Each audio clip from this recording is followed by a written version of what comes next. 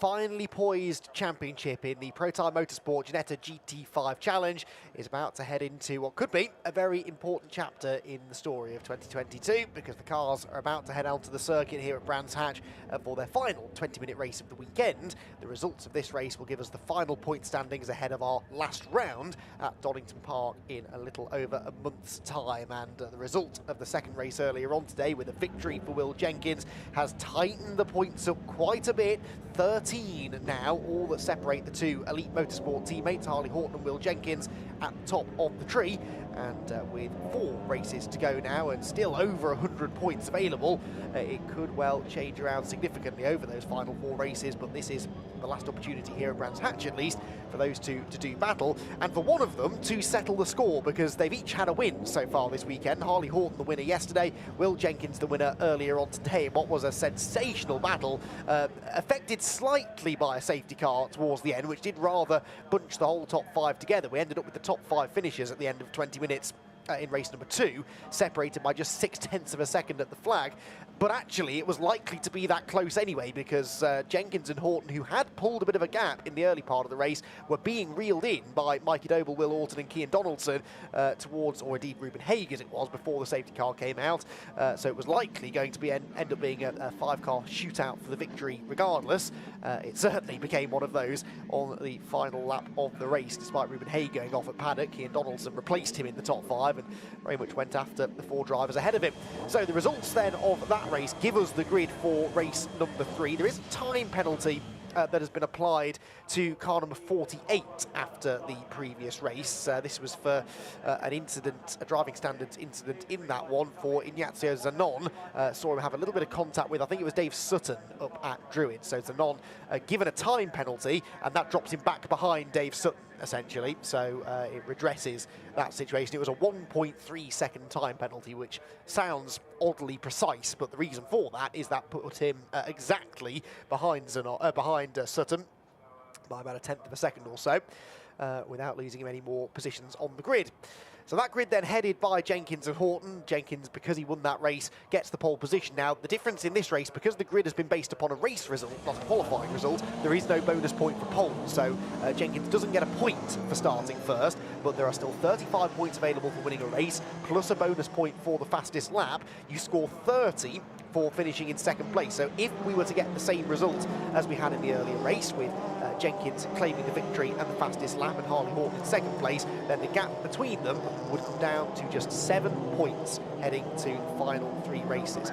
That's what the neutrals out there will want. It's not what Harley Horton will want, though. He will try to get ahead of Jenkins, I'm sure, right from the get-go. They will line up then on the front row. Race 2 winner Will Jenkins alongside the championship leader Harley Horton first and second. Mikey Doble will start third alongside Will Orton, and then the 5th car that was under that 0.6 of a second blanket at the end of race 2 was Cian Donaldson, the race car consultants driver, starting 5th ahead of Harry Mangiam.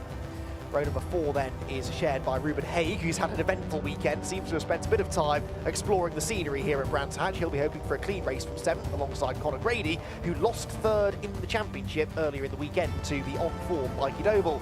Dave Sutton and Ignacio Zanon, as I said, their positions reversed after the penalty applied to Zanon for their contact in race 2. They round out the top 10 with Sam Harvey and Oliver Cotton, 2 of the newer drivers on the grid, rounding out the pro runners.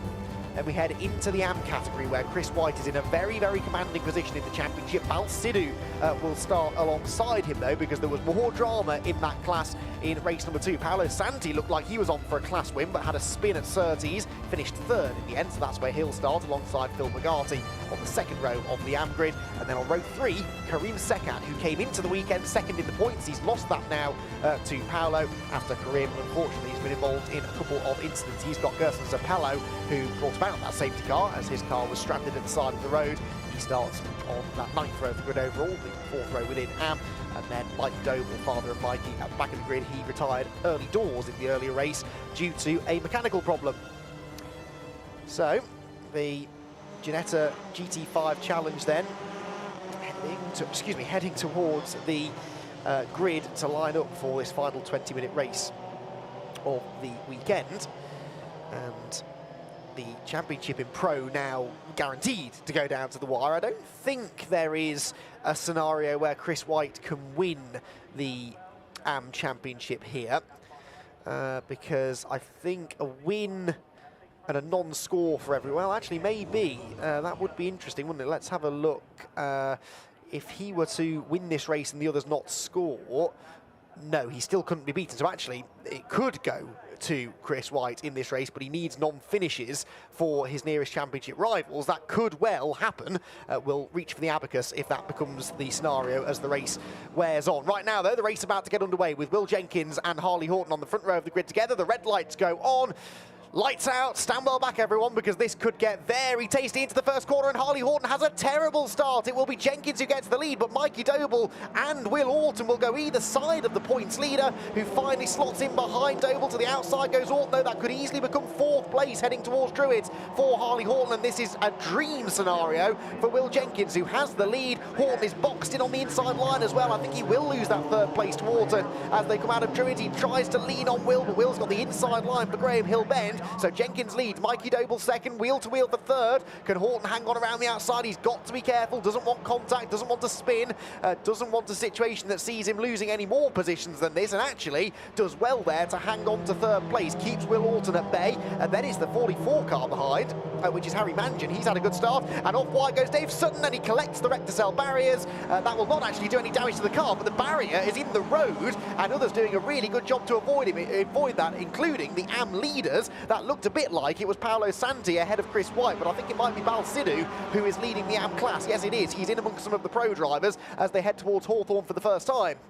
So, race lead held by Jenkins, 2nd Mikey Doble, 3rd for Harley Horton, who wants to try and get through here as quickly as he can. The Marshal's doing a good job there to get that Recticel out of the way, hopefully without the need of a safety car. But Will Jenkins now making his escape out in front. Mikey Doble suddenly becomes his best friend, but he's not able to defend 2nd place into Surtees. On the inside goes the Elite Motorsport driver, and through into 2nd goes Harley Horton. Will Horton gets a run on Doble as well. That really compromised Mikey's run out of Sterling's corner, and so Will Horton gets to his outside and sweeps through. Harry Mangan trying to come through with him as well. Donaldson, I noticed, has lost quite a few places on this lap. Started 5th, he is 8th as they come through Clark Curve for the first time after a topsy-turvy opening lap of racing. Will Jenkins leads the race by nearly 1.5 seconds over Horton in 2nd, Horton in 3rd, and Mikey Doble in 4th position. Harry Mangan 5th, Ruben Haig 6th, Conor Grady 7th, then Donaldson, Zanon and Harvey rounding out the top 10. There is Ruben Haig looking up the inside of the 44 of Harry Mangan, but in the end all of the positions stay as they were. The AM class being led by Balsidou, as I thought, by quite some way. He's really escaped with the pro runners. He's actually ahead of Oliver Cottam as well in the sort of Union flag liveried car. Paolo Santi is 2nd, Phil McGarty 3rd, and Gerson Zappello is 4th. So Chris White, the championship leader, dropping down to 5th in class. And that almost certainly now will mean that he's not going to wrap up the championship today. He really did need to win the class for that to be a realistic opportunity, I think. On time to go, though. We're only on lap number 2. If we go safety car free, we should get a full 12 laps in. There's Balsidou. He's fallen back behind Oliver Cottam now, but that's fine. Cottam is a pro driver and Sidou an AM, so he's still leading his class by some way. Paolo Santi, you can see how much further back he is. And Balsidou aiming then to perhaps claim his first victory of the weekend, and in fact Balsidou has not had a class victory all year, so that will be quite the result for him. Dave Sutton there missing a headlight pod. Those headlights, by the way, are not real. I've got a chance to look at some of them close earlier on in the day. They are fake headlights, no bulbs in them, just stickers. So as it gets a bit darker here at Brands Hatch, visibility could become an issue. Chris White, you can see at the back of that group. So you've got Paolo Santi at the front of this quintet, just ahead of Phil McGarty. Then you've got the recovering pro driver, Dave Sutton, the black car. So you can forget about him as far as the AM points are concerned. And he really wants to forget about the AMs as well and get past them as quickly as he can. He's found a way past the 22 car of Zappello, who now has the championship leader Chris White trying to get underneath him through Clark Curve. Didn't quite have the overlap though. Meanwhile, back in the pro rankings, Harley Horton has just set the fastest lap of the race. He was 3/10 quicker than the race leader, and behind it's all kicking off. Ruben Haig is off the road. He's into the side of Harry Mangan's car. There was a big squeeze going into Druids as on the inside went Haig. Mangan tried to close the door, and they both did well actually to stay out of the gravel trap. Just ahead of them, Mikey Doble was also trying to fend off Will Horton and succeeded in doing so. Horton though actually was ahead of him, wasn't he, at the start of the lap, and that, I'm afraid, is Gerson Zappello out of the race again, and that, I think, could end up being a safety car. We will have a look now at exactly how he ended up there. You can see he's gone in backwards into the gravel trap. Now, we saw Chris White moments before was trying to pass him. Oh, now Chris went for the move late up the inside.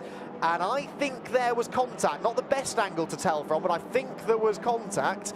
And Chris White coming from a different postcode there to try and make the move, and that is the last thing he needs to be doing, really, because he's got this championship to think about. A penalty could really affect things. Not saying he deserves one particularly, that thankfully is not my decision to make, but Chris White, that was a skirmish that I'm sure he would have rather not been involved in. Right, Mikey Doble then, as I started to say, back into third place now. Will Orton having got past him in the shuffle towards the end of the opening lap. The lead gap, though, is coming down for sure. It was 1.1 seconds. Fastest lap of the race set by Harley Horton last time around. He's been purple in both of the sectors on this lap so far, meaning he's faster than anybody else through Sector 1 and through Sector 2, and I suspect through Sector 3 as well. Well, not quite. He's fractionally slower than the leader, but the gap does come down to 9/10 now. So Harley Horton closing in, getting a bit of a slipstream, and the battle is about to be joined, I think, between our championship contenders. No need for a safety car because they're going to remove the Gerson Zappello car under double-waved yellows with a live snatch vehicle, so that's good news. Yellow flags at Paddock Hill Bend means no overtaking there, but at least we don't need the full safety car. There are the leaders then. That lead gap, as you can see, definitely coming down from well over half a second it was at one point. In the first sector of this lap, another couple of tenths taken out of Jenkins by Horton. We sort of saw this in the earlier race, except in reverse. Horton had the lead from the start, as he's had actually in both of the races up to this point. But despite having pulled a small gap over Jenkins in the early laps, Will was then able to close in on him and ultimately did briefly find a way past Harley, just wasn't quite able to hold it the first time around, and then the second time he got the lead, he made it stick and held on to the victory. That was Will Jenkins' fourth victory of the year. Took one at the first round, in fact took one each at the first three events of the season, then didn't win at Thruxton or Croft, but was in the top 5 every time. Will Jenkins has only been out of the top 5 twice, and they've both been non-finishes, so he's been very consistent when he gets to the end of the race, and he's continuing that form here at Brands Hatch, but consistency will no longer cut it. He has to be winning races, and like I said, if he wins this race, the gap between he and Horton will be down to single figures. Horton, though, does have the bonus point for fastest lap right now, and he's taking that, therefore, away from Jenkins, and that will certainly help Harley to keep some sort of an advantage in the points heading to Donington. He doesn't want to settle for some sort of an advantage, though. He wants to extend the advantage if he can. Closing in on Jenkins. The gap now is academic, really. It's 3/10. It's another fastest lap for Horton with a slipstream that time around. He was a whopping 6/10 of a second faster than Jenkins and closes right in onto his teammate's rear bumper, heading into Druid's corner for the 5th time. Mikey Doble 4 seconds behind this pair now, but he's got a real train forming behind him. Will Orton, Conor Grady, Cian Donaldson and Ruben Haig recovering after that contact with Harry Mangian, who just got back ahead of Ignazio Zanon for 8th position. Balsidou still leading in the AM class from Paolo Santi and Phil McGarty, with Chris White ahead of Karim Sekat on that lap, so that's again of some significance because Sekat was one of the drivers hoping to beat Chris White to the AM Championship this season.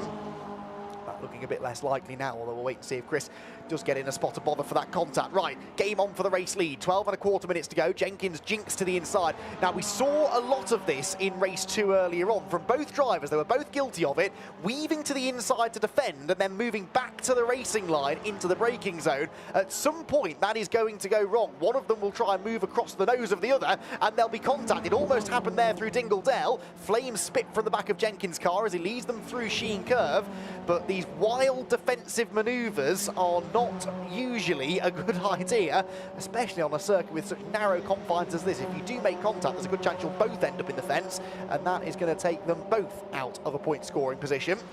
And I'm sure will not make the team very happy because, a reminder, they're running in different liveries, but they are both run out of the Elite Motorsport stable. Still yellow flags out, I think, at Paddock Hill Bend, so as close as Horton is, there's actually no need really for Jenkins to defend, although he is defending. Does that mean the yellows have gone in? Quite possibly. Goes in on the tight line, comes out slightly slower. Yes, the yellows are in because the marshals have, you can see, got the car right up against the barrier, so it's still in the gravel trap, but it's a lot further away from the racetrack now, and therefore a lot less likely to be collected should anybody get it wrong. So back to green flag racing conditions then around the whole circuit, and that means that every corner now is a possible overtaking opportunity for Harley Horton, who I think has proven he's a little bit quicker than Jenkins this weekend, but Will is very, very keen on defending whenever he does get in front of Harley. understandably, because he needs to be taking points out of him for the championship. He can't really afford to be sitting behind him. Horton, though, is closer than ever coming out of Surtees. We're heading towards the halfway point of the race, and it's less than a car length between them. Bumper to bumper, down Pilgrim's Drop. Slippery surface flags out around a lot of the track. I don't know if there's actually fluid or just debris that's being reported, and there another one of those wild moves from Jenkins from the inside of the track to the outside. He defends initially, then realises that there's no real attack coming from Horton, and so comes back over to the racing line, and Harley, in fairness, is cutting him some slack there, I think. Harley Horton in behind Jenkins through Dingle Dell.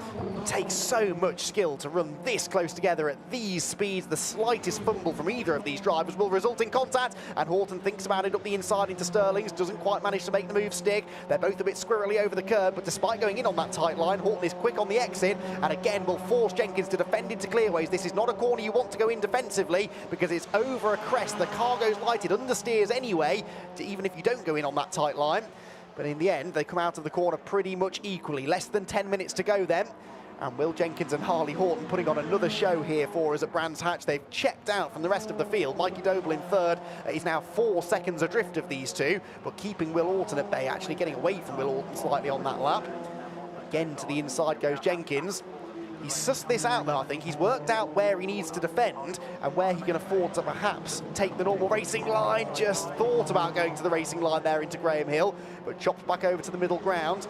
At some point, though, you feel that these defensive lines will leave him vulnerable on corner exit and maybe allow Harley Horton to get the switchback manoeuvre on him. That's the kind of thing we've seen a lot of around here at Brands Hatch. And Harley Horton, all he can do is keep applying the pressure and not make any mistakes himself, which he almost did there, just dipping a wheel over onto the grass out of Surtees. Good news is, though, like I said, they're 4 seconds ahead of Doble, so despite the fact they're battling, they're not really holding each other up. They were slower than Doble by about 4/10 on the previous lap, but he's further back in this race than he ever was in race 2, where their battling did allow him to close in over the final couple of laps, before the safety car anyway. Did the rest of the job for him. Oh, is that a run? Is that a gap? No, not quite. Horton trying everything. If Jenkins leaves even a chink of an opening through a corner like that, then Horton's going to go for this. And then Jenkins will have some real work to do to hold on to the lead. He turns into Surtees, though, still just about keeping ahead. And with every lap that goes by, Harley Horton starts to run out of inspiration, starts to run out of ideas. He keeps on pulling the same moves, forcing Jenkins to defend into the corners, just hoping to get that run on the exit of the turn. Of course, these cars do give a good slipstream, so even if he doesn't get a better run, you can see that Horton does have superior straight line speed because he's in the tow, and that means that into every big braking zone, Jenkins is having to watch his mirrors and drive to the inside line. Bit wide there through the apex, but we know that Jenkins will just come back over to the right-hand side of the road. Now, is this Horton trying right round the outside of Druids? This can work. It'll give him the inside before Graham Hill bend, but Jenkins just eases him out wide, and that was just about within the rules, I think. He's perfectly entitled to move across there as long as he leaves a little bit of space for Horton, but Horton had already backed out of it by that point. Head to Surtees again. Is Harley going to jink to the inside? Oh, Jenkins thought he might, so he turned into the early apex, snatches a break slightly, manages to hold on through the corner though. Had a change for 5th on that lap, incidentally. Cian Donaldson and Ruben Haig both getting ahead of Conor Grady, who's had a miserable weekend. Conor Grady arrived here, mathematically, I think, still in championship contention. He will leave here no better than 4th in the championship. Could actually end up losing that to Will Horton if he drops many more places, because Horton is running in 4th position right now.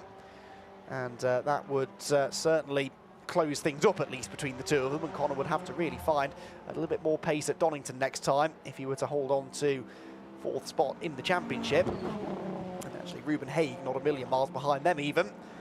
Lots of curb taken there by Harley Horton, but this race now starting to have a sense of familiarity. We know where the attacks are going to come. Jenkins knows where he needs to defend. It's almost like you know what's coming into every corner. It will take something strange to happen, a mistake from Jenkins, a sudden surprise attack from Horton for this to change, you sense. But either of those things are possible. Harley Horton in the wheel tracks again, 6.5 minutes to go. To Paddock Hill bend, Jenkins to the inside, Horton to the outside. This, I think, is his best chance, although Horton on the dirty side of the road loses grip himself. I was about to say that his best chance is probably to force Jenkins to defend into that corner and then get the switchback, because the next corner is also a right-hander at Druids, but that wasn't the way to do it. There's so little grip on that dirty side of the road. We're at the end of a busy weekend of racing here at Brands Hatch with quite literally hundreds of laps being turned today, and you can imagine all of the discarded rubber, the bits of dust and gravel, bits of debris that have been swept to the edge of the track. That's not going to yield as much grip as the cleaner, grippier racing line. So you pull out wide there to try and put the pressure on the car in front, and you end up perhaps having a moment of your own. Jenkins then leading them back down the hill. 5.5 minutes to go now. Harley Horton, there'll be an element of caution here for Horton, I'm sure. He's got the fastest lap, he's got second place in the bag, he knows he's not likely to lose that. As it stands, I reckon there'd be 9 points between them. He'd be comfortable with that, I think. He'd like to be further ahead, of course, but it's not worth tangling with Jenkins to try and get those extra 5 points for the win. Again, flames spitting from the back of Jenkins' car, but he's positioning his number 30 machine absolutely perfectly. Horton up the inside. That's the surprise attack. I thought that had to come, and there is contact. Jenkins into the gravel trap, and that will have huge championship ramifications. That was absolutely the risk for Horton. If he went for the surprise attack, it could easily end in contact, and Jenkins is out of the race. Harley Horton gets the lead, but I'm absolutely certain there'll be a conversation about that afterwards. That could be one of the turning points of the championship. Well, let's take a look, shall we, at that again and try and piece together who might be to blame. The gap is left on the inside, just about. Horton commits. Now, does Jenkins turn into him, or does Horton make contact with him, having had space left? That was very hard to tell from that angle, but Jenkins is out, and he will be furious. Well, Will Jenkins, no points scored from this race, and that now, of course, means that Horton gets himself into the lead of the race. He's got the fastest lap, and all of a sudden that gap goes out to 49 points. That's the difference that made. It was going to be 7 or so, and now it's getting on for 50 heading into the last round, but that is provisional. I would not be surprised to see that discussion rumble on after the race. Now, what this means is that Horton... Oh, red flag. The red flag is coming out. Now, is this because that car's in a dangerous position and we're getting towards the end of the race, I wonder? We're into the final third, so that they could stop the race now and allocate full points. And I suspect that's the case. They would need a safety car for that car. We've seen lots of Ginettas in that particular part of the gravel trap throughout the weekend, and every time it has resulted in a safety car. And if they did that now, 4 minutes to go, we'd end the race under safety car. It'd be a waste of everyone's time, quite frankly, to keep trailing around behind the safety car. So I suspect that's going to be the race run. And that's a shame, because the point I was about to make is that Horton's car, perhaps wounded after that contact, had been caught significantly by Doble and Orton. So we once again had a three-way fight for the win going on. Well, I'd have loved to have seen Jenkins' reaction as Horton came past them. Was there going to be a NASCAR-style hand gesture, maybe, from beyond the tyre wall for Will Jenkins? Results will go back a lap, of course, but not including Jenkins. He doesn't get his lead back because he was the cause of the red flag, even though he will claim it wasn't his fault. It was his car that brought about the red flag and its precarious position. And yes, confirmation there, the race will not be restarted.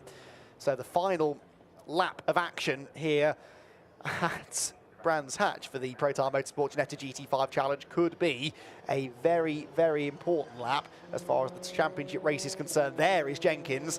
I mean, he doesn't look very happy, and I can't say I blame him, really. Regardless of who was to blame, that could be the moment that costs him the championship. And there, Harley Horton pulling in underneath the pit lane. You can see the damage on the front of the car. That's not so much from the initial contact. I think there was secondary contact as Jenkins got spun across his nose. Now, that is only cosmetic, but it would have been slowing him down slightly, no doubt about that. And Mikey Doble might have been sensing the opportunity there to come through and grab that first victory, but didn't quite happen, unfortunately, for him. The red flag coming out prevents his opportunity to do that. Now, this is interesting because Harley Horton goes over to chat to the team. Remember, they are teammates as well as title rivals, so that is why there is not much of a celebration going on here, I think, because Harley knows that, again, regardless of whether it's his fault or not, the first rule of racing is you do not make contact with your teammate, and yep, he's not happy. He is definitely not happy. Shake of the head, helmet staying on. The body language of that driver is not a happy one. He gets a handshake, though, from Mikey Doble, who claims another podium finish, the ex-BMW Compact Cup racer. And there, Harley Horton, well, lots to think about, lots to unpack after that race. And there, his championship rival, Will Jenkins, who, I mean, as unhappy perhaps as Harley is with the way that race went, you can guarantee that he's happier than Will Jenkins is right now. Will Orton there congratulates the provisional race winner. And that is a conversation that's going to rumble on probably for the 4 or 5 weeks between now and Donington Park. We will head to the Donington Park Grand Prix circuit on the 15th and 16th of October for 3 races that will decide the championship. We know that Harley Horton will likely have the points lead, but how big is that points lead going to be? So rather muted celebrations then for Harley Horton and the Elite Motorsport squad down in the pit lane. Provisionally, though, he is the race winner after that red flag came with 4 minutes to go in the race. No time to restart the race, so that is it. Horton gets the win, Mikey Doble second, and Will Orton in third. Cian Donaldson gets himself into 4th position. That's one of his better results of the season so far, followed by Ruben Haig, who gets into the top 5. Conor Grady, Harry Mangin, Ignazio Zanon, and Oliver Cottema next, with Sam Harvey rounding out the top 10, and Dave Sutton in 11th. Balsidou in 12th gets the AM win. Now that, I think, means that that championship will also go down to the wire, although Chris White will have a fairly comfortable lead because Sidhu got the win, Santi was second, then it was Will Jenkins, of course, a lap down, but he will likely not stay there. He will be deleted from that result as the cause of the red flag. Chris White, 15th, though, will stay 3rd in AM, so that will be enough to give him a good challenge. Let's see what that does mean, actually. So Chris White in 3rd gets 26 points, Paolo Santi 2nd gets 30, and Balsidou, the winner, gets 36 probably, with the fastest lap, and it means that Chris White is a reasonable distance clear of Santi, but I don't think it's quite enough to wrap up the title.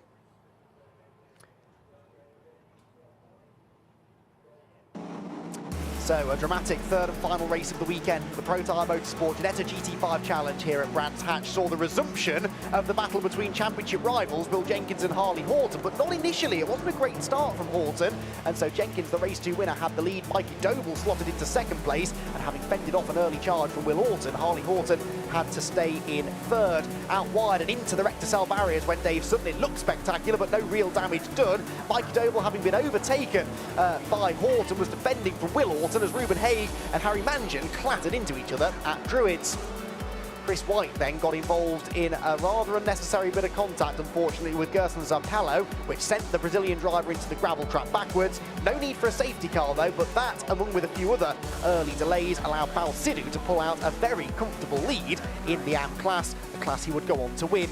All of the attention, though, was on the Elite Motorsport teammates. Harley Horton reeled in Will Jenkins and knew that if he didn't get past him, his championship lead would come down to single figures heading to the last round. He saw his chance, he went to the inside at Sterling's, there was contact, and Jenkins was in the gravel and out of the race. The red flags were thrown as a result, and Harley Horton came through in rather muted fashion to claim another race victory, his 6th of the season, provisionally giving him a very big championship lead heading to the final rounds at Donington.